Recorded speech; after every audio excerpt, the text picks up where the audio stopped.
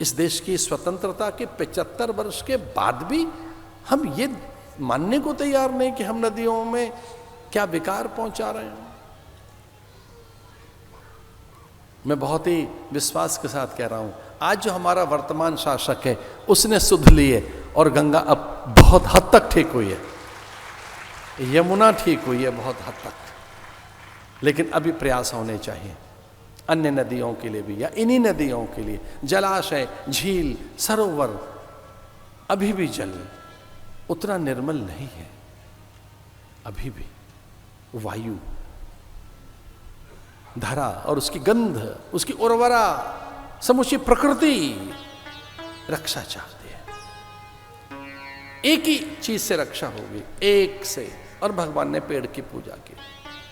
वो आमल पूजा कर रहे हैं, वट की पूजा कर रहे हैं, पिप्पल यानी अश्वत्थ की पूजा कर रहे हैं। और मेरा आपसे निवेदन है, एक नियम बनाओ, घर में कोई मंगल प्रसंग है तो वृक्ष लगाइए, एक वृक्षारोपण का भी संस्कार जगाइए। वृक्ष भारी मात्रा में कटें, वृक्ष होगा तो पर्जन्य आएंगे, पवन पैदा होगी, प्राण पैदा होगा। वृक्ष में औषधि है, जड़ें हैं, सूखा काष्ठ है, वो एक जीवन है पूरा, वो देवता है। इसलिए ये भागवत का जो 10वां स्कंद है इसमें प्रकृति पूजन है, अद्भुत प्रकृति की पूजा है। ये गोवर्धन की पूजा प्रकृति पूजा, गोबर की पूजा। परखिए इंद्र को किस तरह से झुकना पड़ा ब्रजवासियों के सामने, किस प्रयास से गोवर्धन उठ गया, सामूहिक प्रयास। जब सब मिलकर प्रयास करेंगे तो बड़े कार्य होंगे। राम सेतु ऐसे ही तो बना, बंदर भालुओं ने, ये ऐसे गिरिराज उठ गया सामूहिक प्रयास से। तो कुछ कार्यों के लिए सामुदायिक प्रयास होने चाहिए, समष्टि प्रयास होने चाहिए, समष्टि उद्योग होने चाहिए। और जब समष्टि उद्योग होगा, आज स्वच्छता के संस्कार ने किस ढंग से हमको सजग किया। नदियों की अविरलता, निर्मलता के प्रति हम संवेदनशील बने, वृक्ष वनिता और इन पादप वनस्पतियों के प्रति हम और चौकन्नापन अपने भीतर देख रहे हैं। अपनी सीमाओं के प्रति, संस्कारों के प्रति हम संवेदनशील बने हैं, और भी अधिक संवेदनशील होने की आवश्यकता है। भगवान के धाम में ये भगवत विचार, ये भगवदीय वार्ता और ये भगवत कथा अत्यंत कल्याणकारी है। अब हमारे हाथ में ले देकर एक ही दिन बचा है कल का, तो उस कल के दिन हम इस कथा की पूर्णता की ओर, संपन्नता की ओर, कथा के प्रसंगों को आदर पूर्वक उन्हें उच्चता और पूर्णता के सोपान पर पहुंचाने के लिए प्रयत्न करेंगे। एक दो बार भगवान का नाम लेंगे और फिर हम भगवान की विनय पूर्वक, श्रद्धा पूर्वक आरती करेंगे। लेकिन स्थिर चित्त से, शांत मन से आइए भगवान का नाम स्मरण करते हैं कुछ पल।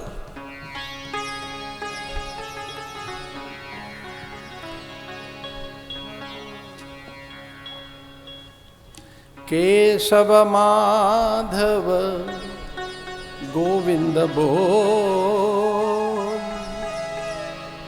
केशव माधव गोविंद बोल, हरि हरि बोल, राम राम बोल, हरि हरि बोल, राम राम बोल।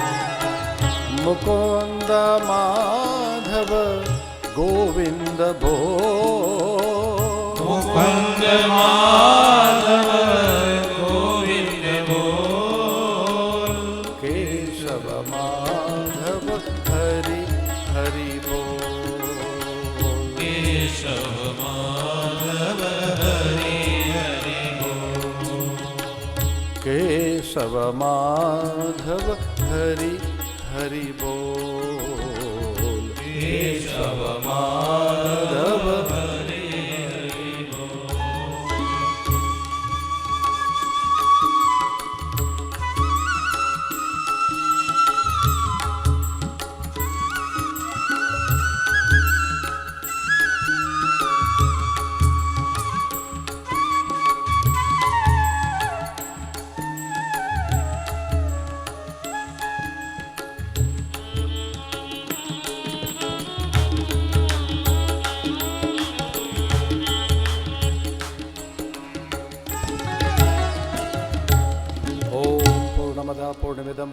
पूर्णमुदच्यते पूर्णस्य पूर्णमादाय पूर्णमेवावशिष्यते। ओम शांति शांति शांति। ओम। अगर पंचगव्य कहीं आपके हाथ लग जाए तो मनोन्माद शांत करता है पंचगव्य। कि गाय का दूध कितना, दधि कितना, घृत कितना, मूत्र और रज कितनी, उसकी मात्रा है। बछड़ी का ही मूत्र लिया जाता है। गाय में जब गाय के मूत्र की चर्चा होती है तो ध्यान रखना, गाय का मूत्र नहीं लिया जाता। नहीं, जो मां नहीं बनी है उस गाय की बछड़ी का मूत्र लिया जाता है, गाय का नहीं, बछड़ी का। जो मां बनी ही नहीं है अभी तक, कहीं गड़बड़ ना हो जाए कि हमको ये नहीं पता, अनुपात का नहीं पता। नहीं, पंचगव्य में मूत्र किसका लें? बछड़ी का। गोबर किसका लें? बछड़ी का। फिर उसमें भी भेद है, ताम्र वर्णा है, गौर वर्णा है, विद्युत वर्णा है, श्यामा है, उनकी मात्राएं हैं, वो लिखा हुआ है कि श्यामा गौ का दूध हो, विद्युत वर्णा, ताम्र वर्णा, गौर वर्णा, शुभ्रा, श्यामला, इन गौओं के। घृत किसका लें, दधि किसकी लें, दूध किसका लें, मूत्र बछड़ी का लें और गोबर, और उनके फिर प्रयोग हैं। उसका पंचगव्य बनाकर अगर आप लें तो मनोन्माद शांत होगा, स्मृति लोप हो रहा है वो शांत होगा। बहुत सी बीमारियां हैं नाना प्रकार की, अल्जाइमर है, या कि ये भूलने की दुनिया भर की बीमारी है, डिमेंशिया, कि ये भूल रहे हैं, डिमेंशिया, अल्जाइमर और दुनिया भर की बीमारियां, डिप्रेशन है, और उसको एक तरह की तो है नहीं, उसमें फिर डॉक्टर ही बताते हैं कौन सी वाली है, सिजोफ्रेनिया है, बाइपोलर है, क्या है। तक्रम सर्वथा एकमेव औषधि तक्रम। तक्र किसे कहते हैं? मट्ठे को, छाछ को। छाछ, गौ की छाछ, अल्जाइमर के लिए, डिमेंशिया के लिए, सिजोफ्रेनिया के लिए, जो बाइपोलर है उनके लिए। क्यों बढ़ गई इतनी बीमारियां? चूंकि हम गौ से दूर चले गए, अन्न से दूर चले गए, निद्रा से दूर जा रहे हैं। अगर गाय का दूध पिएंगे तो अनिद्रा शांत हो जाएगी। अरे गाय का दूध पीकर उसका बच्चा उछलता है, और भैंस का कड्डा पड्डा तो सो जाता है वो कट्टा। अरे भैंस के कट्टे को, भैंस के पड्डे को, या जो भैंस का बच्चा है बेचारा, वो किसी की मां का बच्चा है, मैं तो उसकी निंदा नहीं कर रहा, पर दूध पी के सोता है बेचारा। और गाय का बछड़ा बछड़ी उछलते। इस धरती पर एकमात्र प्राणी ऐसा है जो अपनी मां का नाम ठीक तरह से ले पाता है।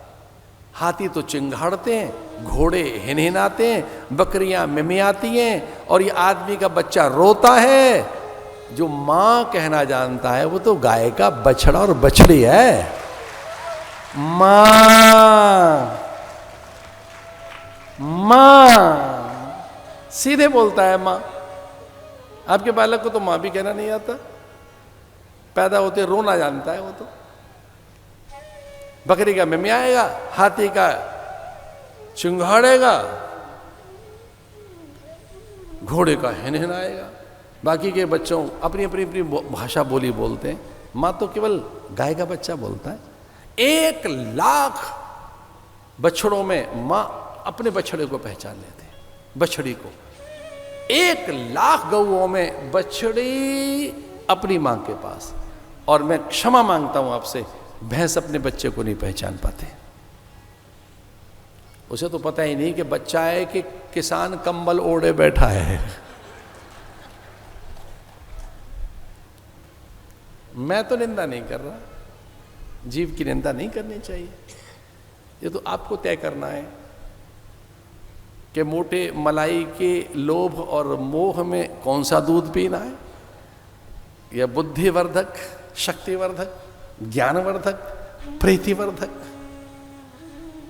योजना बनाइए, घर में गाय का दूध लाइए।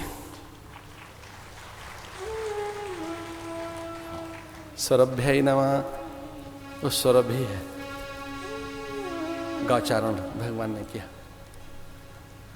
गौपालन हमें लौट कर आना होगा जैविक खेती की ओर, अन्न की शुद्धि की ओर, भोजन की ओर, आहार शुद्धि, सत्व शुद्धि।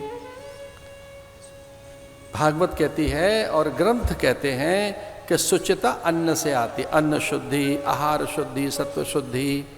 आहार को ठीक करिए, फिर विहार ठीक करिए, फिर निहार ठीक करिए, मैंने नींद भी ठीक करो, आपकी निद्रा भी ठीक रहनी चाहिए।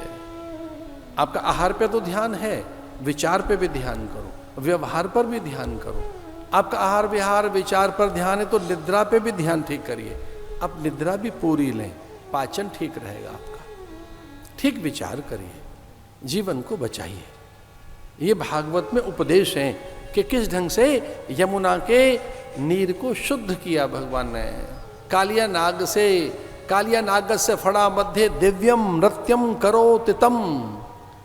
किस तरह से वो नाग कन्याओं के बीच में और नाग रानियों के बीच में चले गए, वे सब विमोहित और सम्मोहित हो गई, और नाग का मारण नहीं किया भगवान ने, उसे छोड़ दिया दूर जाने के लिए। यमुना का जल शुद्ध, हम जल के प्रति एक शुद्धि का भाव जगाएं। आज भी हमारी गंगा यमुना सरस्वती गंडकी कावेरी कृष्णा महेंद्र तनया और विविध नदियां आज भी अविरलता, निर्मलता, शुचिता और सातत्य के लिए याचना कर रही हैं। आज भी नदियों की एक ही पुकार है कि उन्हें कोई निर्मल कर दे, अविरल कर दे। उनकी निर्मलता अविरलता बनी रहे, शुचिता सातत्य बना रहे, उनकी स्फूर्ति गति प्रवाह मानता बनी रहे, वो बहती रहें, उनको बहने से रोको मत। आज भी इस देश की स्वतंत्रता के 75 वर्ष के बाद भी हम ये मानने को तैयार नहीं कि हम नदियों में क्या विकार पहुंचा रहे हैं। मैं बहुत ही विश्वास के साथ कह रहा हूं, आज जो हमारा वर्तमान शासक है उसने सुध ली है और गंगा अब बहुत हद तक ठीक हुई है, यमुना ठीक हुई है बहुत हद तक, लेकिन अभी प्रयास होने चाहिए अन्य नदियों के लिए भी या इन्हीं नदियों के लिए। जलाशय, झील, सरोवर, अभी भी जल उतना निर्मल नहीं है। अभी भी वायु,